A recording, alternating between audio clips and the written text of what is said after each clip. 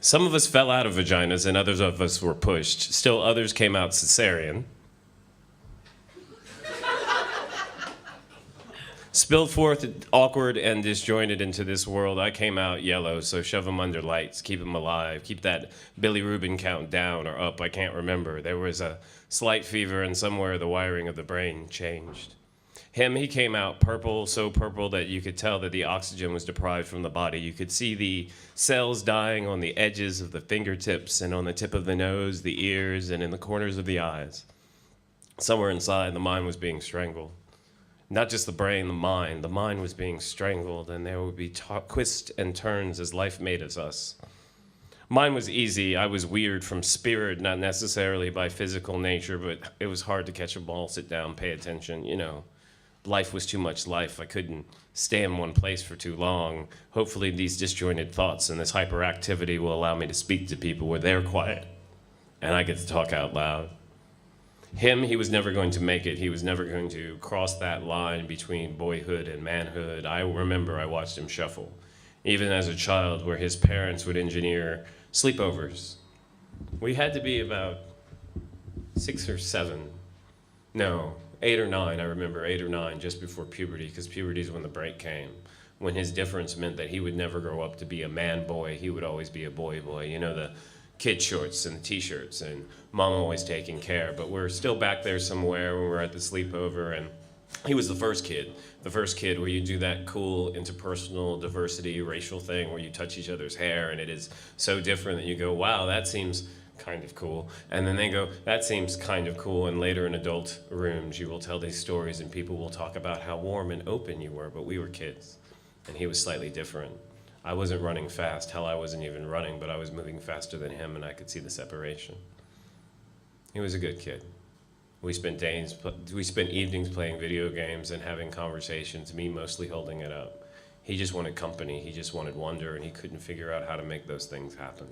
Next morning, we go to the most interesting thing of staying at his house. His parents would have us parents would take us to Sunday school, something I found amusing.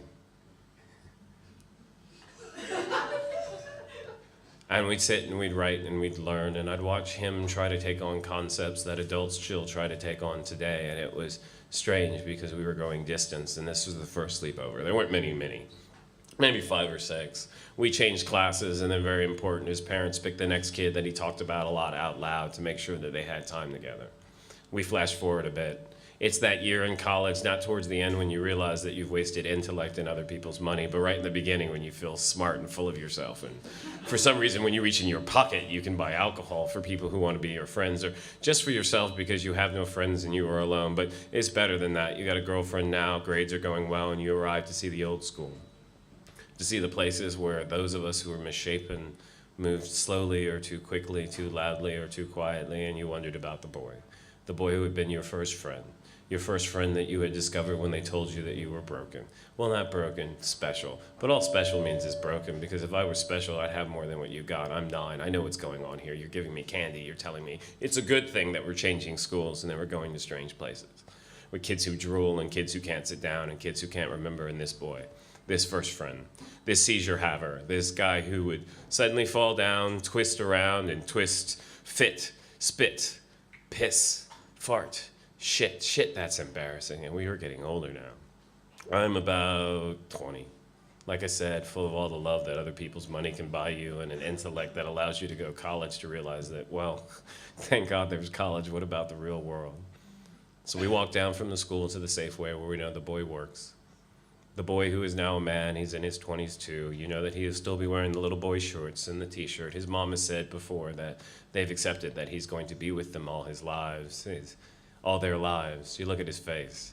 He's not dead inside, so he feels anger and shame in it. You say something smart ass to back him up, but you gotta respect the mother. But you make that look, and you remind him that you were his friend. This is years ago now. You're at the Safeway, and they can't tell you where he is. You know he hasn't left home, so you walk the 2 blocks to his parents' house.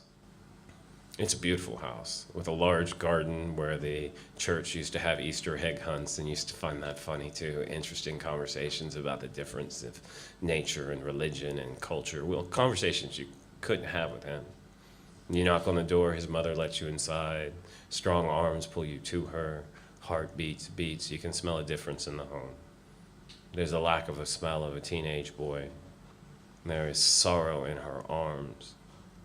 Just one night, this boy who would never become a man had a headache and went to sleep, and the final twists and turns, the final pissing and shitting yourself, the final darkness and blinding light took him.